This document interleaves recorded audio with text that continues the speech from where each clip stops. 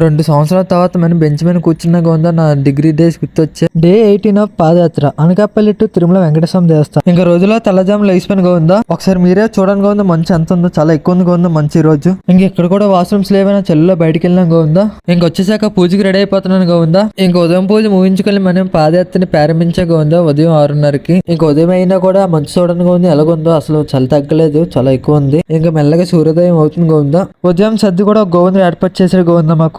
ఇంకా సర్ది ముగించుకొని మళ్ళీ మా యాత్ర కొనసాగిస్తున్నాం గోవిందా. ఇంక ఈ బోర్డు చూడగలనే మా మొక్కల్లో ఆనందం కలిగింది గోవిందా. ఇంకా తిరుపతికి 269 కిలోమీటర్లు ఉంది గోవిందా. మా గమ్యానికి చేరుకోవడానికి ఇంచుమించు దగ్గరకు వచ్చాం గోవిందా. మధ్యాహ్నానికి ఒంగోలు హైవే పక్కన ఉన్న శ్రీ ఆంజనేయ స్వామి దేవస్థానానికి చేరుకున్నాం గోవిందా. మధ్యాహ్నం బక్స్ ఆరగించాం గోవిందా. కొంచెం విశ్రాంతి తీసుకున్నాం గోవిందా. విశ్రాంతి అయిపోయాక సాయంకాలం 4 గంటలకు మళ్ళీ మా యాత్రని కొనసాగిస్తున్నాం గోవిందా. ఇంకా ఒంగోలు దాటిసాం గోవిందా. చీకటి పడిపోయినా కూడా మా యాత్రని కొనసాగిస్తున్నాం గోవిందా. ఇంకా ఒంగోలు దాటిసిన తర్వాత ఒల్లూరుకు ముందైనా పాలిటెక్నిక్ కాలేజ్ లో మాకు నైట్ విశ్రాంతి తీసుకునే వసతి కలిసి చేశారు. 2 సంవత్సరాల తర్వాత మనం బెంచ్ మీద కూర్చున్నా గోవిందా నా డిగ్రీ డేస్ గుర్తొచ్చా బెంచ్ మీద కూర్చుంటే. ఇంకా రాత్రి పూజకి రెడీ అయిపోయి పూజ చేసుకున్నాం గోవిందా. ఇంకా మా రాత్రి సర్ది కూడా ఒక గోవిందుడు ఏర్పాటు చేశారు గోవిందా. ఇంకా అంతే గోవిందా, ఈ రోజు ఎలా ముగిసింది. మాకు ఉదయం మధ్యాహ్నం రాత్రి భిక్ష సర్ది ఏర్పాటు చేసిన వారికి, అలాగే మాకు నైట్ విశ్రాంతి తీసుకుని వసతి కలిసి చేసిన వారికి వెంకటేశ్వర దీవెనలు ఎప్పుడు ఉండాలని మనస్ఫూర్తిగా కోరుకుంటున్నా. ఈ రోజు మొత్తం 40 కిలోమీటర్లు నడిచాం గోవిందా. Thank you.